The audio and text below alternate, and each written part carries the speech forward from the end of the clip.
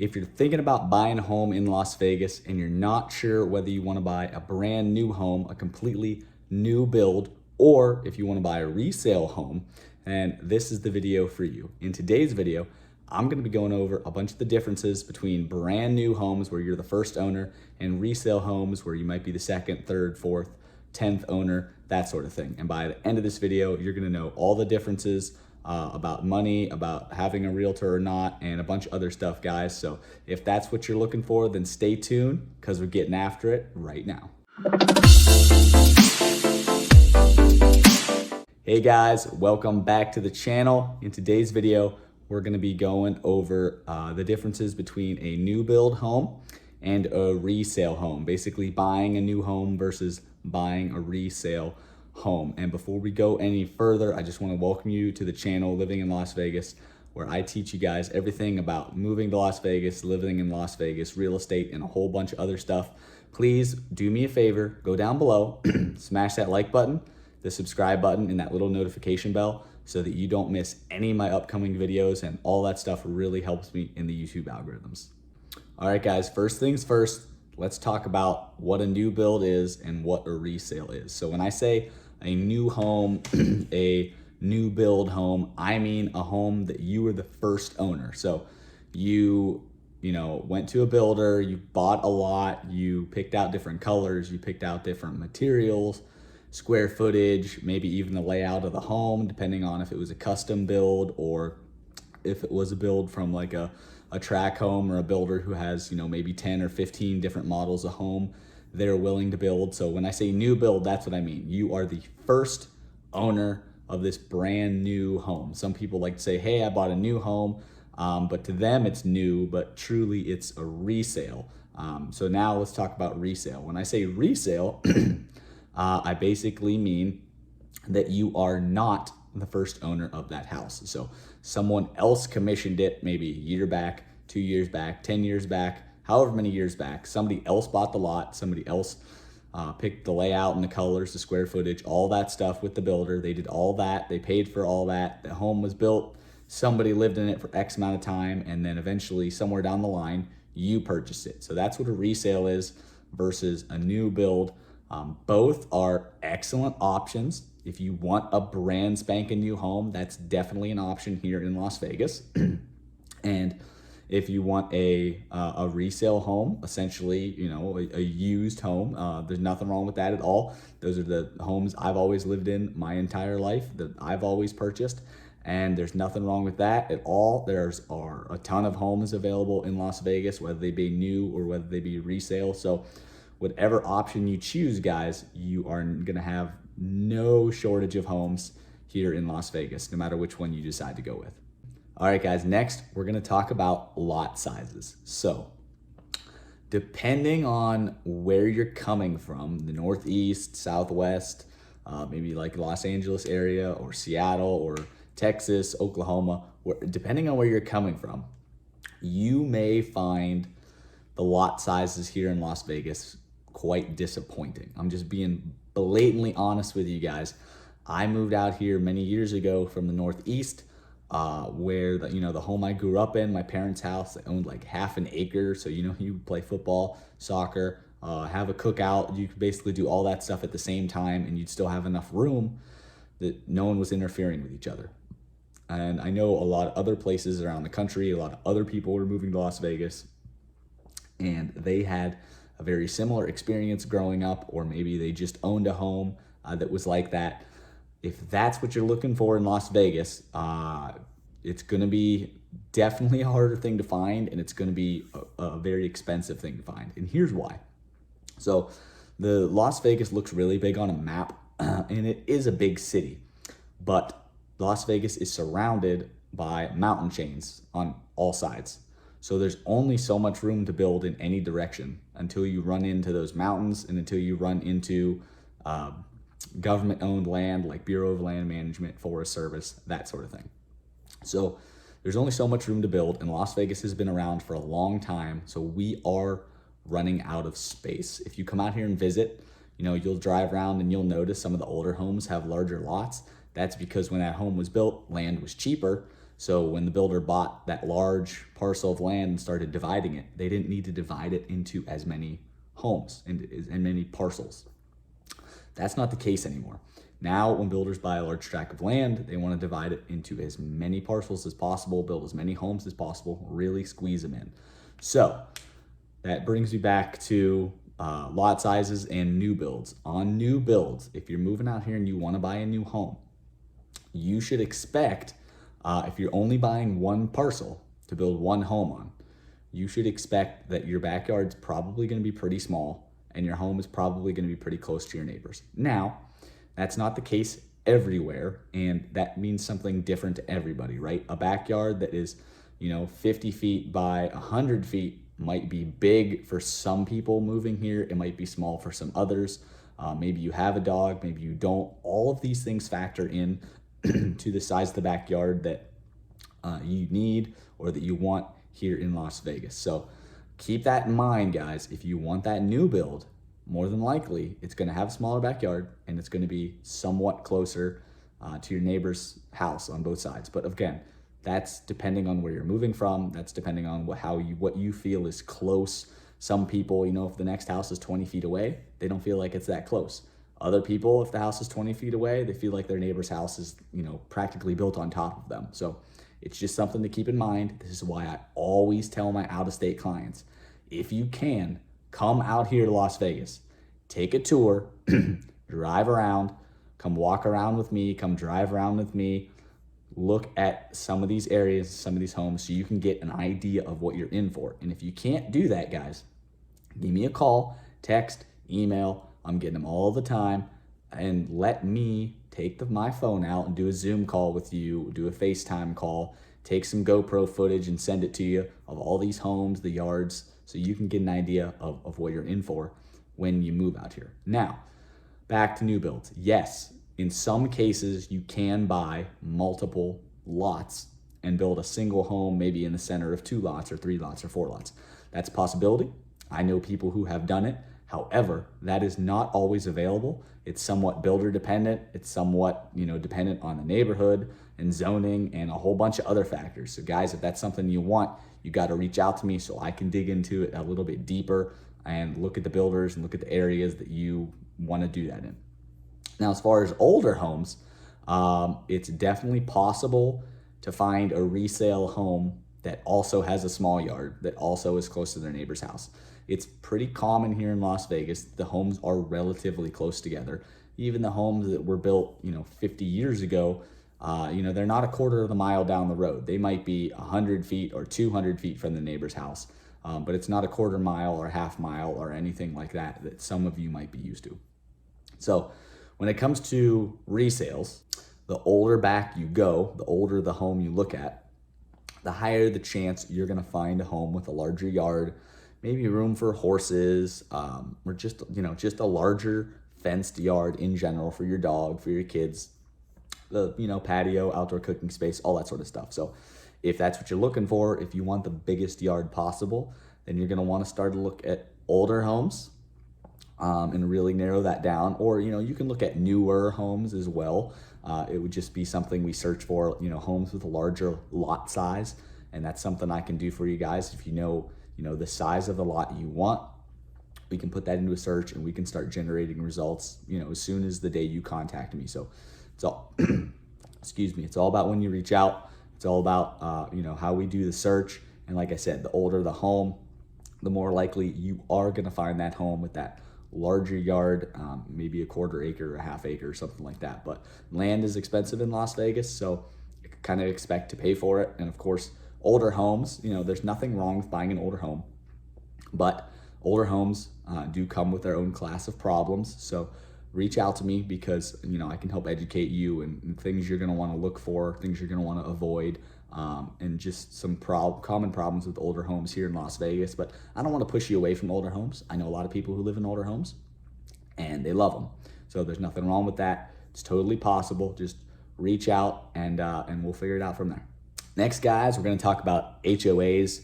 That stands for Homeowners Association, and sometimes they're also called Common Interest Communities, and that is abbreviated CIC often. So HOAs. A lot I would say the vast majority of new homes are being built in HOA areas. So they're being built in neighborhoods, and once the neighborhood's done, or during the building process, the HOA is in place collecting those monthly dues from the people that already live there, and they are passing bylaws and that sort of thing that are governing that neighborhood. Now, some people are fiercely against HOAs, and I can see why. HOAs do command some amount of control over your private property. They're going to control things like the color you paint your house and your front door, in your landscaping, the type of landscaping, flowers, that sort of thing. If you have oil stains in your driveway, they're somewhat going to control what you can and can't park outside. So, if you have a boat or an RV, or maybe you have 4 cars and you want to keep those parked on the street out front, the HOA might have something to say about that. So that's something to keep in mind. If you're moving here, you have a lot of toys, you have a lot of stuff. You don't want that additional element of control over your property. Then you might not want to look at new builds. Now, there are some new builds. They are much harder to find. There are some new builds, though, that do not have HOAs. It is rare to find that, but it's possible. So if that's something you're looking for, you want a new build, you don't want that HOA, that's something I can help you find. But just know up front, if you live in that HOA community, you're going to have to pay some amount of monthly due, and that's going to vary depending on the HOA, depending on the area, depending on the price of the homes, all sorts of things, who the actual management company is. It's going to depend on all of that. But if you'd like to avoid having an HOA, then I can definitely recommend going with that older resale home. Older homes are much more likely not to be built in HOA controlled communities. Now, there are a lot of older homes that are 5 years old, 10 years old, 15 years old. They're all resale because you're not the first owner, you're not the builder. However, if it's only 10, 15, 20 years old and it's in a relatively new part of the city, you could probably expect that there's going to be an HOA there. So it's definitely possible to find a resale home that is not in an HOA controlled community. 100% it can be done. I'm sure there are some on sale right now. I guarantee it. But you're definitely going to have to look at homes, I would say, older than 20 years old to really find that common home, or to really find a lot of common search results that don't have HOAs. And then, like I said previously, you might be looking at, you're going to be looking at older homes. So there's additional things to watch out for there. Still, older homes are totally livable. There's wonderful things about living in an older home. It's like the history, the fact it's been there for so long. You can find some really amazing, really well-seasoned communities, really well-seasoned like luxury communities too, even that were built 30, 40 years ago.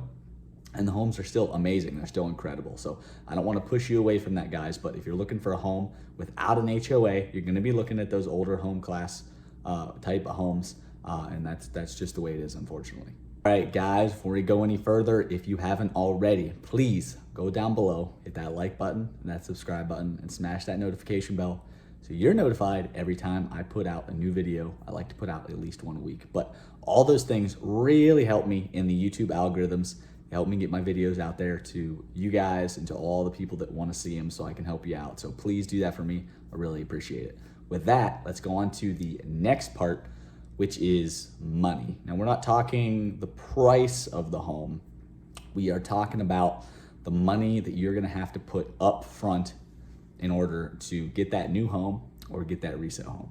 So let's start with those new homes. You're buying a new home. You are going to have to put some kind of deposit down on the lot and on the home so that the builder, takes you seriously. That's when you sign the contract, you put the money down, all that sort of stuff, so that they know you're in it, you want it, and that they're not wasting their time and their money, developing a lot and building you a home that you're then going to back out of. So usually you consider that kind of like an earnest deposit, and you consider it non-refundable most of the time. Of course, that depends somewhat on the contract, but that's how generally you should consider it. That is also the same for a resale. When you sign that purchase agreement, that initial contract that says, yes, I will buy 123 Jump Street at $400,000, you are going to put some money up front called an earnest deposit. Now, again, in some cases it's refundable, in some cases it is not, but that earnest deposit is going to go secure that home for you. It's going to tell the seller to take it off the market because you're serious about the purchase, all that sort of thing. Kind of like, and I've used this example a bunch of times before, kind of like if you're buying a puppy or if you're buying a used car from like a private sale, something like that, you might give the guy a couple $100 and say, hey, I want this, but I got to go get the rest of the money, or I got to go do this, got to do that. Would you hold it for me? They're going to say, yeah. They're going to take the signs down. They're going to save that car, that puppy for you. And then when you come back, you finish the rest of the purchase. That's basically what an earnest money deposit is on a new home or a resale home. Now, here's the big difference. On a resale home, you're going to put that earnest money down. And then at the end of the escrow, when you actually sign the contract, on that day, all of the money is going to change hands. All the deposits, the down payments, the prorations, the taxes, everything's going to change hands. Everything's going to be settled. You're going to have paid for the home. The seller's going to have gotten their cut for selling the home, and it's all going to be done. Boom, it's your house. That's not the case for a new build. On a new build, especially if you want custom upgrades, custom cabinets, custom countertops, the list could go on and on. Every time the builder maybe starts ordering those supplies or starts work on that custom material, they are going to come to you and say, hey, you wanted custom floors, let's say, throughout the whole house. You wanted custom marble floors. That's going to be an upgrade cost of about $25,000, and we need an upfront deposit on that of $5,000. So then you're going to have to pay them upfront $5,000, additional $5,000 to the earnest deposit. Maybe your earnest deposit was $10,000. Well, now you have to come out of pocket for an additional $5,000 to tell them that you're serious about the floors, essentially. And maybe you wanted custom cabinets in the kitchen. Well, there's another $5,000. And you wanted custom, cabinetry or closet in your walk-in closet in your master bathroom or in your master bedroom upstairs. Well, that's going to be an additional $3,000. And pretty soon, you've come out of pocket with an extra $10,000, $15,000, $20,000. So now your earnest deposit's $10,000. You came out of pocket with another $20,000. Now you're looking at out of pocket $30,000, or maybe it was on a credit card, or however you did it, guys. But if you want those custom upgrades, if you want that additional stuff from the builder, then you are going to have to pay a portion of that up front. May or may not be refundable depending on the builder and the contract. You got to get into that with the paperwork with your realtor and with your builder. But that's something to know, guys. If you don't have that capital up front, or if you don't have the credit card space, or whatever the case may be, if you don't have the ability to come out of pocket for those upgrades, then a new build might not be for you, or maybe a new build is for you, but you just won't be able to do the custom upgrades and stuff at that time. You might have to wait until you move into the home, and then somewhere down the line, after you save up the money, then you can put those custom countertops in, or custom floor, or whatever the case may be. So that's just something to think about between a new build and a resale build. All right, guys, next we're going to talk about time frame. And here is a huge difference between a new home and a resale home. Let's start with new. So right now, if say today, what's today? I think today's Friday the 13th, 8/13. If I went under contract for a home, I sent my signed purchase agreement, I sent my earnest money, I sent my pre-approval from my lender saying that yes, I qualify for this loan. All that's good. Seller signs it. Say that happened today on a Friday. I can generally expect to close on that home, for that home to become mine within about 21 to 45 days is about the range. Now today's a Friday, so maybe it takes, 23 instead of 21, but that is about the range you're gonna be looking at. If you pay cash, then you're probably looking at more of like a 10 to 20 day range, somewhere in there. Again, it's contract specific with the seller. With the lender you might be using, there's other things that go into it, but those are pretty much the ranges that you can expect right now in Las Vegas. For a new build, unfortunately, that is not the case. There's one exception, and we'll talk about that at the end. But if you buy a lot from a builder, you put your money down, you design your home, whatever, custom upgrades or not, they have to build that home. And depending on how many other homes they're building or a whole number of factors, the weather maybe, that home is going to take anywhere from like 3 months to 12 months to build. That's a huge difference. On a resale, it's common, very common, to be done and signed, contracts done in 30 days. Boom, you're in the house, 30 days, done. That's 1 month. Whereas the clock, you can't even expect you can't possibly expect the home to be built in anything less than 3 months. And I would say 3 months is pretty fast. I would expect longer than 3 months. So a 3 month to 12 month range is a lot different than a 21 or even 10 to 45 day range for a resale home. So if you're moving out here and you want that new home, you really need to be thinking ahead of time. Where am I going to be living while they're building the home? Where's my family going to be living? Are we going to stay living out of state? Are we going to move here and find a rental?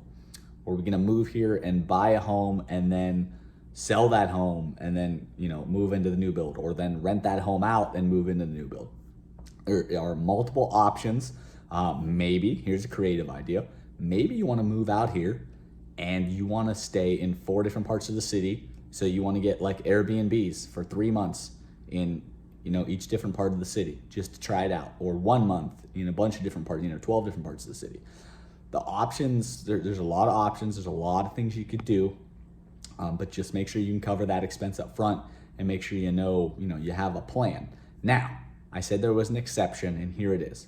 Sometimes a builder will go through the process of, collecting that earnest money and building a home, but for some reason, the contract falls through and the original owner, the person that put the earnest money down on that house, that wanted the house built, couldn't complete the contract. So they left the contract, whatever the case may be, but that home still got built. In that case, you would still be the first owner of that home. No one else has lived there yet. But since it's already built, then you would be looking at that, say, 10-day, low-end cash closing time, all the way up to about 45-day closing time, depending on cash and your lender and all sorts of other stuff. So that is the exception. However, if you go with the exception, and it's definitely possible to find the exception, this does happen. If you do find a home like that, you're not going to get your custom upgrades. You're not going to get your custom floor. It's very unlikely that the builder is going to do additional work on that home because they already built it. They already went through their process. They fulfilled their promises. It was the buyer who didn't fulfill theirs. So if you want that custom stuff in your home, then buying a new build that was, I don't want to say abandoned, but buying a new build, straight off the lot, where no one has lived in it yet, might not be for you. It's just something to think about. All right, guys, last but certainly not least, probably the number one or number two, because there's kind of two things here, most important differences between new build and a resale. And that is kind of a price realtor combination reason. And I'll try to go through this as clearly as possible. But guys, there are so many misconceptions about buying a new home with a realtor and buying a new home without a realtor. I hear it all the time. Oh yeah, if you buy a new build and you don't bring a realtor, you don't use a realtor, then the builder will give you a discount, maybe $5,000 or $10,000 discount. Guys, that is not true. It's not even legal. The builder cannot do that. The builder cannot give you any kind of discount because you didn't use a real estate agent or you didn't use a realtor. That's not true at all. And I'm telling you guys, do not buy a new build without a realtor. The builder only has their best interest at heart. They only have their best interest in heart. I cannot stress that enough. That agent that works for the builder, like when you go and visit the track home lot and you go into their trailer or that first home office that they built on site for that realtor that works for them, that works for the builder to kind of talk to possible clients, possible buyers. They work for the builder. They do not have your best interest in mind. They are not going to negotiate for you. They are not going to give you discounts. They are not your friend. Okay? They don't work for you. They work for the builder. Here's another couple things that people get wrong. Realtors and real estate agents, when you use us to buy a home, you don't pay us. Generally, you don't pay us. Our commission, our salary, however you want to look at it, comes out of the seller's proceeds from the sale. So when they sell a home and they make $100,000, we get a chunk of that. The buyer does not pay us at all. That's very common. It's not always the case, but it is very common here in Las Vegas. So if you take a realtor or real estate agent to a new build site, and we'll talk a little bit more about this because the other couple things you absolutely have to do. You take us to a new build site and we're looking at homes and whatever, and we certify that yes, we are your realtor, we're gonna represent you, all that sort of stuff. At the end of the day, the end of this whole cycle, the builder is gonna be the one that pays us. And that's amazing because we are working for you. By law, we are fiduciaries, which means we have to, by law, have your best interest in mind. So when we recommend something to you, when we make a decision, some kind of decision for you or whatever the case may be, we have to be doing that in your best interest. And I'll say it again, the builder does not have your best interest in mind, and that track home agent, the builder's agent, does not have your best interest at heart, okay? The real estate agent that you hire, the realtor that you hire and that you bring, that's the only person besides you that's gonna have your best interest in mind. And we get paid from the builder. So why would you not bring someone to help negotiate for you? Why would you not bring, an expert to the table to help you with a process that you're probably unfamiliar with? Especially when that person is free to you. The builder's paying us. So guys, get a real estate agent, get a realtor. It can be me, it can be somebody else. I can recommend 100 different amazing realtors to you. If you want to use somebody else, it doesn't matter. But please, you are doing yourself a serious disservice if you do not bring a realtor or some kind of real estate agent with you to a new builder. And here's another piece of advice. The first time you go, day one, you want to go visit Joe Builder's track homes on Sahara and Tropicana. That you want to go visit those homes. On day one, you have to take your real estate agent and realtor. You have to. If they do not show up with you on day one, the builder may not recognize them as your agent. So that means they're going to allow that realtor to negotiate for you and do all sorts of other stuff. I should say this. You're allowing that realtor to negotiate for you and do all sorts of other stuff, but the builder doesn't recognize them. And because the builder doesn't recognize them, they're going to deal with them. But at the end of the contract, they will not pay them. You will be responsible for the real estate agent's commission or the realtor's commission. So you need to, on day one, take your realtor, take your real estate agent. Do not go on your own, because if you do and you decide to buy that home, you're going to be responsible for your agent's commission. And depending on the value of the home, that's going to be several $1,000s. So guys, please hire a real estate agent, hire a realtor, take somebody with you so that there is an expert negotiating for you, against that builder to get you the absolute best deal. I really hope all this advice has helped you. You're probably seeing some other videos and playlists pop up on the screen right now, or they're gonna pop up shortly. So if you have any more questions, please check out those videos. I got videos about all different parts of the city to answer all sorts of different questions. And go down below, please hit that like button, thumbs up, smash that subscribe button, that notification bell so that you don't miss any of the videos I put out. And with that, guys, stay tuned for more content. Thanks for watching. Have a great day.